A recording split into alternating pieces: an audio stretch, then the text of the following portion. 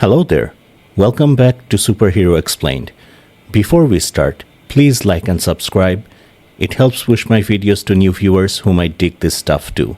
I really appreciate every single one of you who takes the time to do that. It means the world to me. Now let's get back to it. Welcome to the Spider-Verse tier list. From cosmic gods to cartoon pigs, we are ranking every major spider hero by their raw power ceiling. Don't worry, there's only 40 of them. And it's all in good fun, because in Spider-Verse, even the weakest hero can still be amazing. First up, we have Spider-Punk Hobie Brown from Earth 138. After a spider bite, Hobie leads a punk revolution, even toppling President Osborn with a guitar strike. His rebellion and raw fighting skill make him A-tier, rocking both enemies and stages.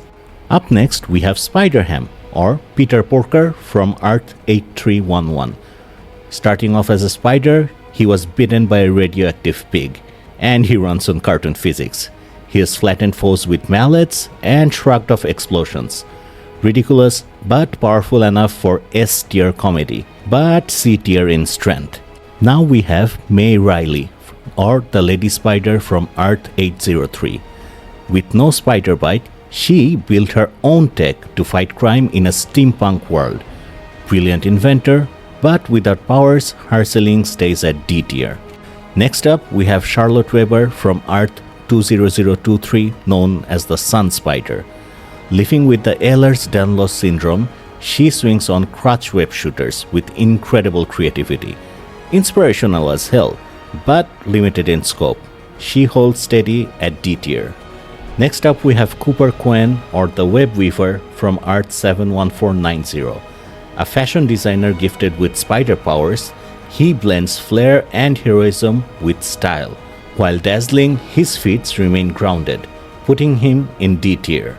Now we move on to Felicia Hardy from Earth 194, known as the Night Spider. This version of the Black Cat gets spider powers and brings her burglar's cunning to the role. Stylish thief turned hero, but raw strength keeps her in D tier.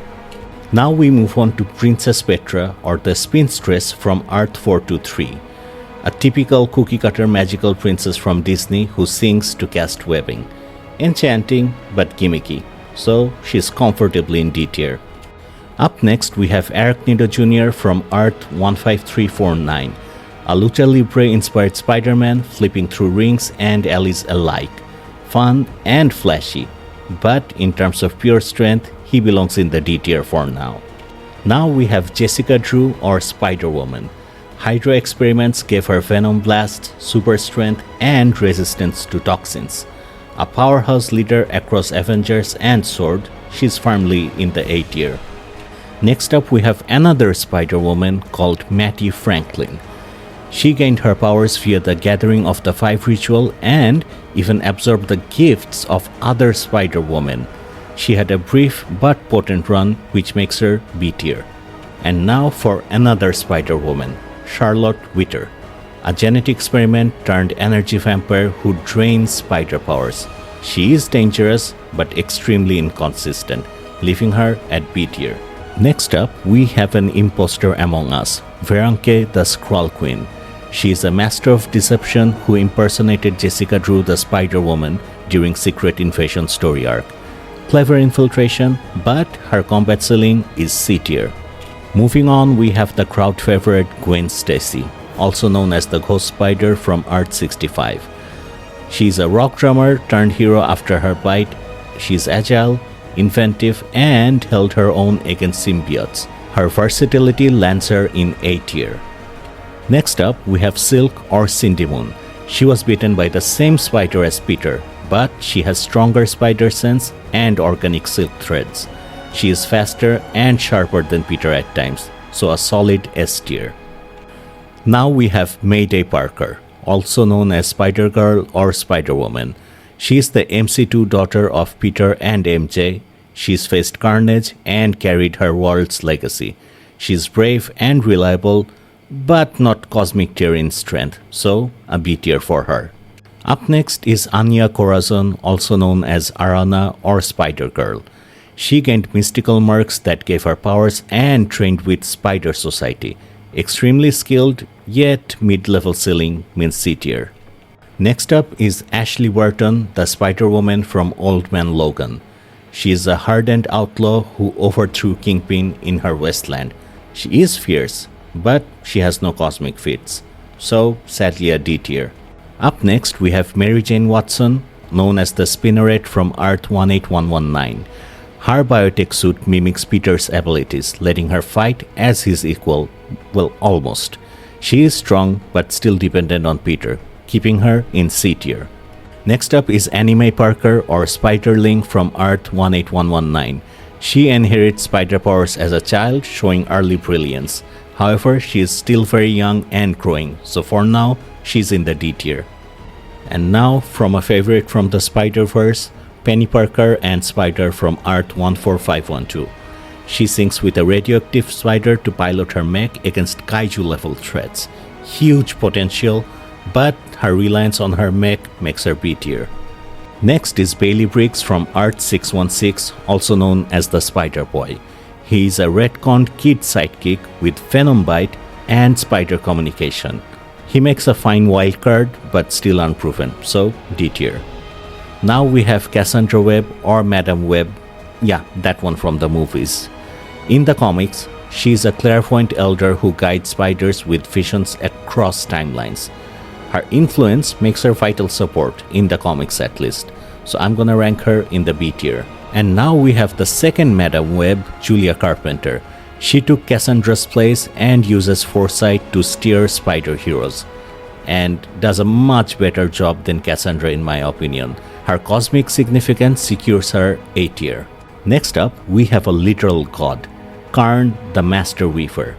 Originally a villain, he was redeemed and inherited the power of the Master Weaver, who literally waves destiny for the entire multiverse. His cosmic power cements him as a solid S tier. And now for the original, the man with great powers and great responsibilities, Peter Parker from Earth 616. The classic radioactive spider bite gave him super strength, agility, and spider sense. An adaptable standard bearer and the golden standard for all spiders, firmly in the A tier. Next up is the superior Spider-Man, or Otto Octavius in Peter's body. Otto's mind in Peter's body brought ruthless efficiency, beating foes Peter struggled with. Also, he makes full use of his genius intellect and deploys a variety of techs to make his fights easier. Tactical genius in a hero's frame, solid S tier. Next up, we have the Cosmic Spider-Man, also known as Captain Universe. He bonded with the Unipower, and he could bend reality, destroy planets, and even face gods. Pure S tier. Now we have the evolved Peter Parker, also known as the Other. After his death, he was reborn with stingers, night vision, and near immortality, giving him the ultimate spider evolution. His fearsome transformations puts him in a solid S tier. Now we have Ben Reilly or the Scarlet Spider or Chasm. He is a clone who lived Peter's life and rifled him in every possible way, matching the original's best feats, putting him in a solid spot in A tier right beside Peter Parker. Now for another clone of Peter Parker known as Kane Parker, the Scarlet Spider. A brutal clone with toxin stingers and healing factor. Very strong but very unstable, which makes him B tier. Next up is the hero from Into the Spider-Verse, Miles Morales, from Earth 1610 or 616, depending on which version you want. Both of them have Venom Blast, Camouflage, electric powers, and multiversal resilience, making Miles stand out from the rest. Innovation and power secure his spot in S tier. Next up is Miguel O'Hara, Spider-Man 2099. Genetic tempering gave him talons, fangs, and enhanced senses. On top of that, he also has tons of future tech and is a solid lock-in for A tier. Up next is one of my personal favorites, Spider-Man Noir from Earth 90214. I really hope Nicolas Cage can play him in live action. Spider-Man Noir wields a gun alongside wall crawling in his Depression-era world. Gritty, hard-boiled, but limited compared to others in terms of strength, so sadly a D tier for him. Now we move on to Spider-Man from different countries, or different versions of Spider-Man in their countries. First up is Spider UK, Billy Braddock from Earth 833. He's the Spider-Man of the Captain Britain team, balancing webs with multiversal policing. He's a competent soldier, but not much more, so a C tier for him. Now we have Spider-Man India, or Pafidar Pravakar from Earth 50101. Blessed with mystical spider totem powers and recently boosted in the films. His mix of magic and spider skills keeps him in B tier. And now we have another one of my personal favorites, the Japanese Spider-Man Takuya Yamashiro from Earth 51778, also pronounced Spidey. An alien bracelet grants him power plus Leopardon, a giant mech, basically making him the Power Rangers version of Spider-Man. That combo makes him hilariously and awesomely S tier, no debates. Next up is Old Man Spider. Not Peter Parker, but his uncle, Ben Parker, from Earth 3145. Here, Uncle Ben with spider powers embodies responsibility, but he is slowed by age. Noble effort, but B tier. And now finally we have some animal versions of Spider-Man. First off, of course, is Spider's Man from Earth 11580. That's basically thousands of spiders thinking they're Peter Parker and swarming in a costume, pretending to be a human and Spider-Man, and trying to play his role. It's horrifying, but effective and somehow weirdly tactical. So yeah, a B tier. Up next we have the Spider Monkey from Earth 8101. Part of the Marvel Apes universe, he's agile and feral, but low in feats. Fun novelty, solid D tier. And finally we have Spider-Rex from Earth 66. A T-Rex with Spider-Man powers. Yeah, that's it. He shoots webs from his mouth, swings around trees, fights other evil dinosaur villains. It's just stupid. Just don't ask. Ugh.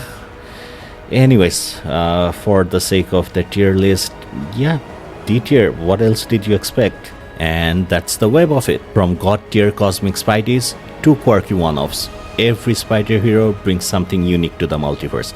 Not necessarily always good, but unique nonetheless. Whether you're slinging webs in the city or singing your way through battles, there's room in the Spider-Verse for everyone. So, which spider would you put at the top of your list? Let me know in the comments, and remember, no matter the tier, anyone can be amazing. See you next time on Superhero Explained.